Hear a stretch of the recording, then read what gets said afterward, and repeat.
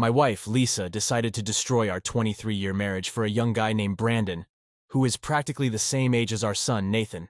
When I found out, I knew I had to take drastic action. I completely ghosted her and disappeared from her life. But what happened next took an even darker turn. Lisa decided to blow up our marriage and the home we built together for this young, pretty boy with a charming facade. She told him she loved him and enjoyed their time together, but couldn't lose me, claiming I was still the love of her life. She promised Brandon a place in her heart and suggested they remain friends, but their physical relationship was over. He begged to see her one last time, and she agreed. I recorded all of this in my archive. On December 4th, I launched the final phase of my Operation Shinobi Ghost. I had the divorce papers ready and had set up a new place to live. It was time to start moving my things out. But first, I had to break the news to my sons. That Friday night, I called Nathan and my other son Michael into my office and laid everything out for them. I didn't hold back, telling them their mother had been cheating on me for over a year, and I would be filing for divorce soon. Nathan, who had just experienced his first heartbreak 4 months prior when his girlfriend cheated on him, was especially devastated. Michael handled it better and suggested Nathan stay with him for a while, which I agreed to. The hardest part was over. I began the meticulous process of moving my stuff out of the house with the help of my best friend Tom. I made a list of sensitive items and left him a spare key to grab things while Lisa and I were at work. Lisa didn't notice anything missing. I got a new phone and number and informed the necessary people, my friends Joey and Nina, my son's big sister, and my mother.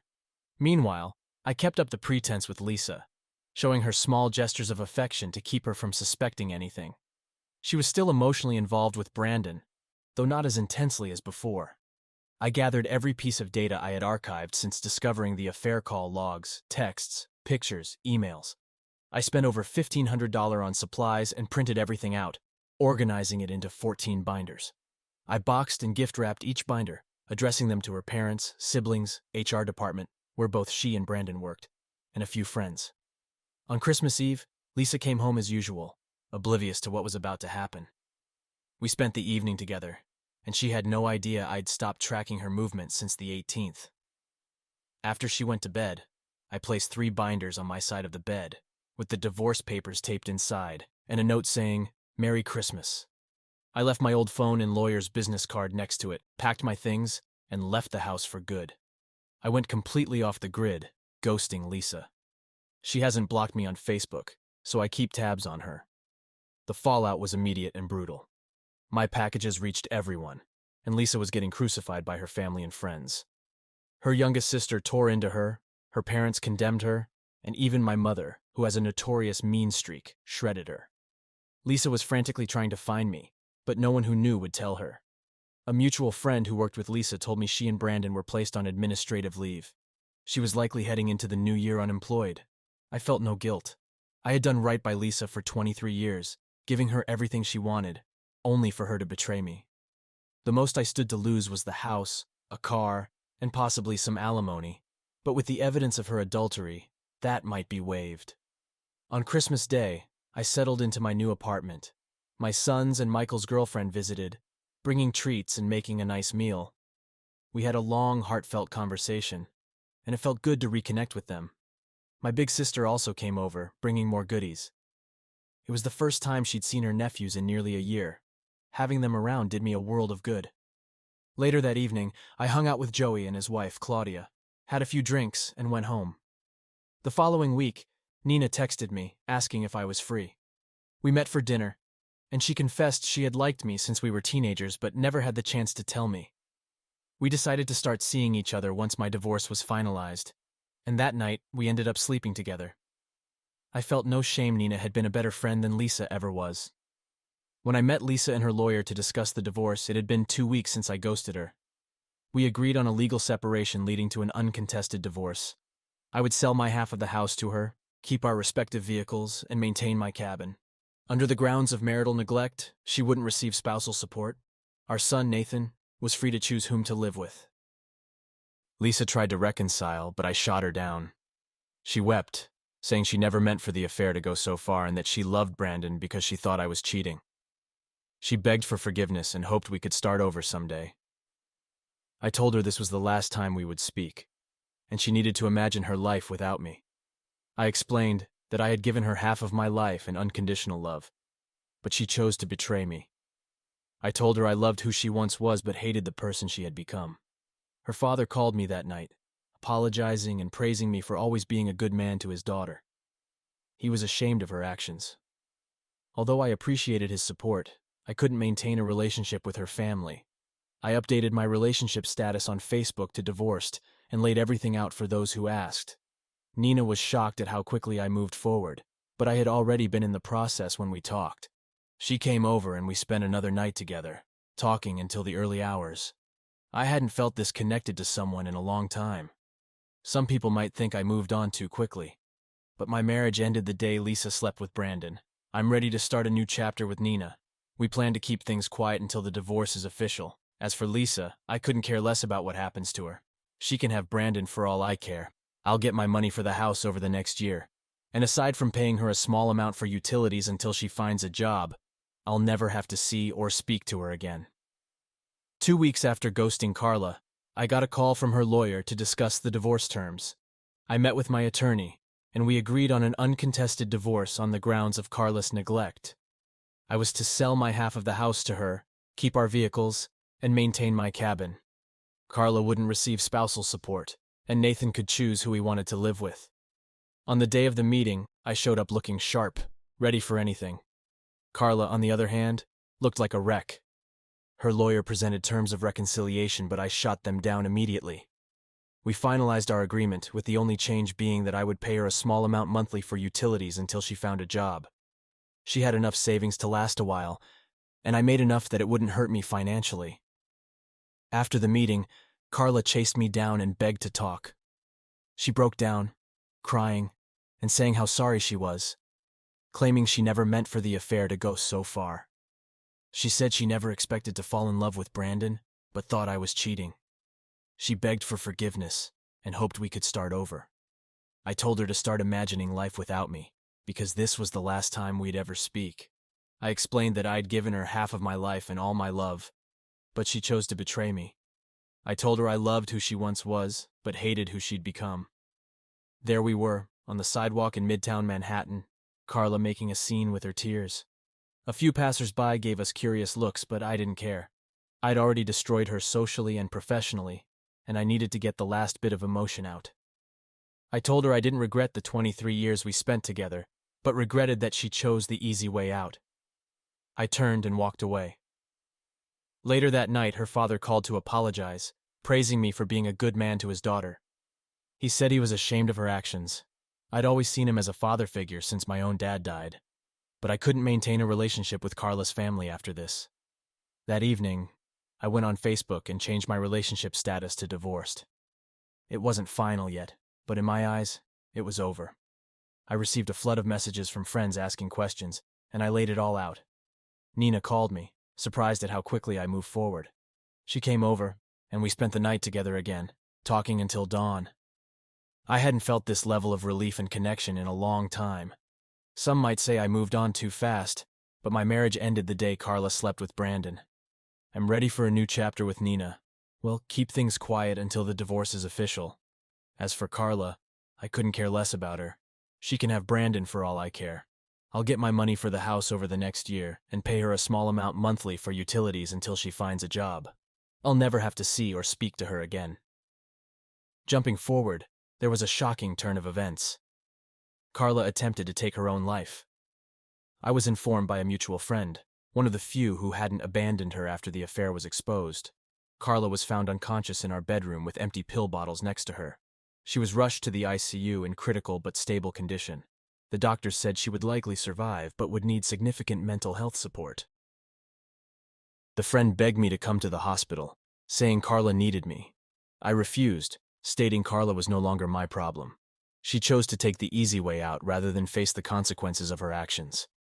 I told the friend that Carla's family could help her sort out the pieces, but I was done.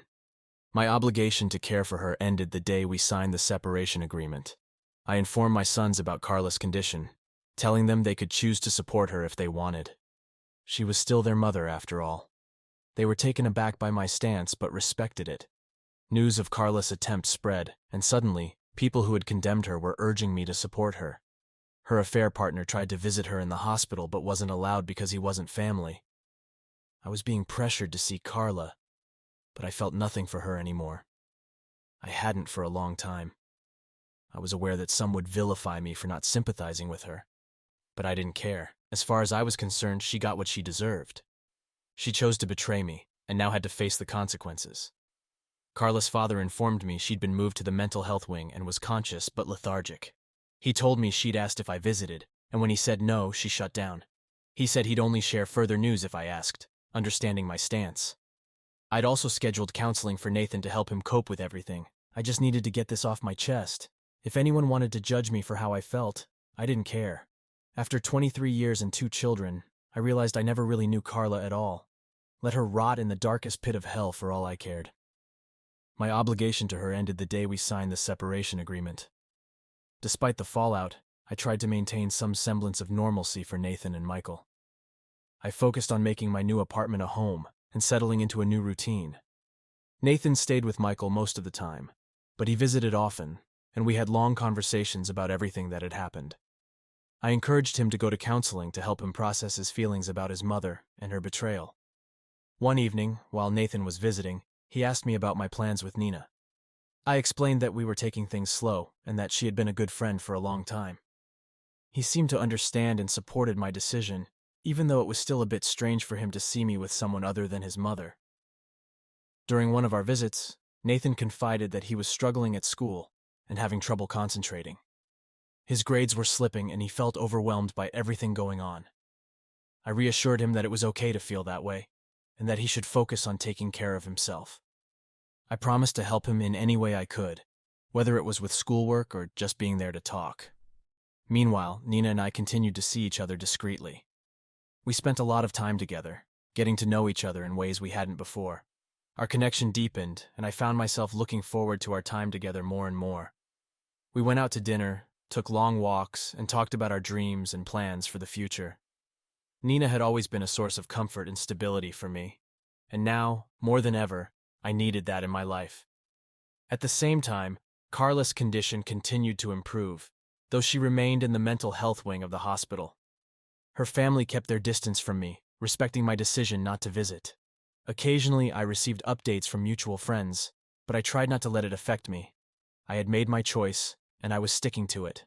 One day, while I was at work, I received a call from my lawyer.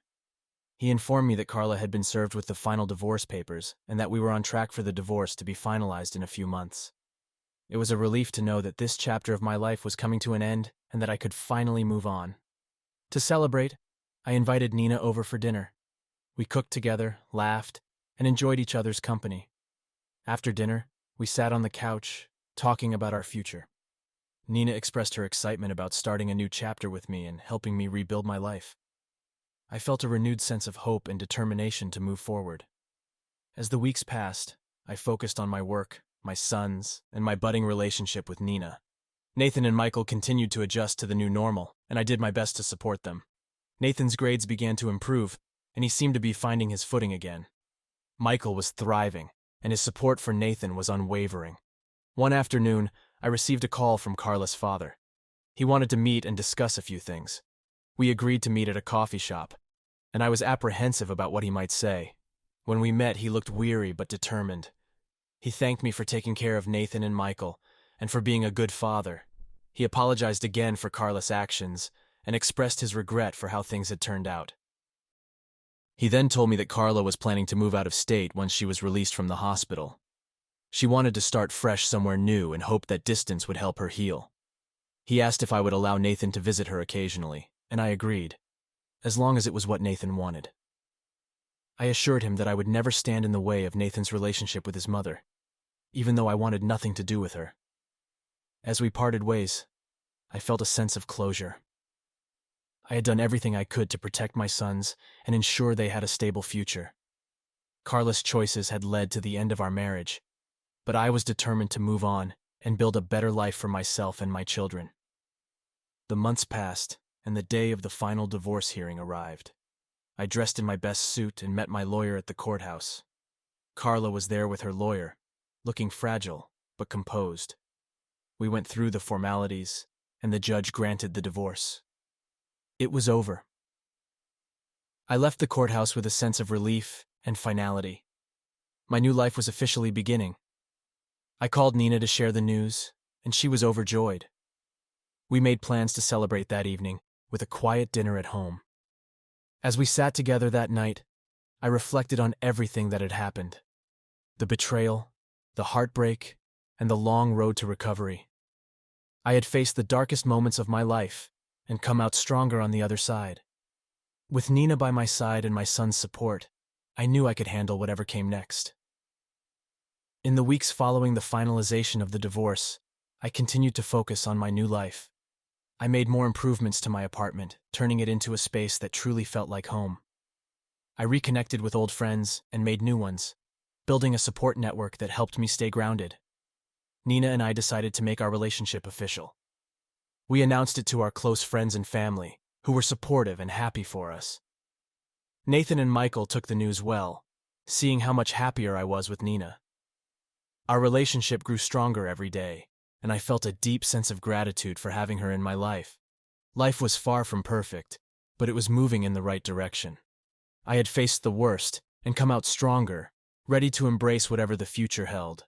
With Nina by my side and my son's support, I was confident that we would navigate any challenges together. Despite the divorce being finalized, there was still the matter of Carla's recovery and her plan to move out of state. Nathan expressed mixed feelings about his mother's decision. On one hand, he was angry and hurt by her betrayal, but on the other hand, he was worried about her well-being. We had several long talks about his feelings, and I encouraged him to continue counseling to help him navigate this complicated emotional terrain. Nathan decided he wanted to visit his mother before she moved. I supported his decision and arranged for him to stay with her for a few days. Michael offered to drive him to the hospital, and they both spent time with her. Nathan later told me that the visit was emotional, but necessary. He needed to see her and say goodbye properly, even if their relationship was strained. Carla's move out of state went smoothly. Her family helped her settle into a new place, and she began to rebuild her life. We maintained minimal contact, communicating only about matters concerning Nathan and Michael. I kept my distance, focusing on my new life with Nina. The first year after the divorce was a period of tremendous growth and healing. I poured myself into my work, took up new hobbies, and spent as much time as possible with my sons. Nathan graduated from high school and decided to attend a local college, which made me proud. Michael continued to thrive in his job and relationship, providing a solid support system for Nathan. Nina and I took our relationship to the next level. We started talking about moving in together and even discussed the possibility of marriage down the line. She became an integral part of my life, and her presence brought a sense of stability and joy that I hadn't felt in years. We decided to take a trip together to celebrate our first anniversary as a couple. We chose a quiet, picturesque cabin in the mountains, a perfect getaway to reflect on our journey and plan our future. The trip was everything we hoped it would be, filled with laughter, deep conversations, and moments of pure bliss. It solidified our bond and reaffirmed our commitment to each other. Back home, life continued to improve. I found a balance between work, family, and my relationship with Nina. My sons were doing well, and our family dynamics had shifted into a new, healthier phase. The wounds from the past were healing, and we were all moving forward. One evening, while having dinner with Nina, she brought up the idea of meeting Carla to discuss co-parenting strategies for Nathan.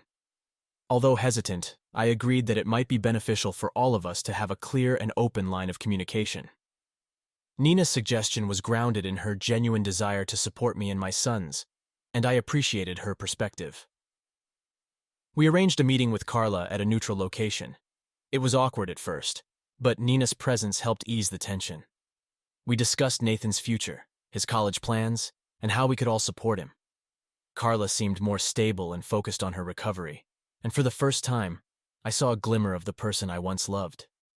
Despite everything, I felt a sense of closure and peace from that meeting. Nathan's first year of college flew by and he excelled in his studies.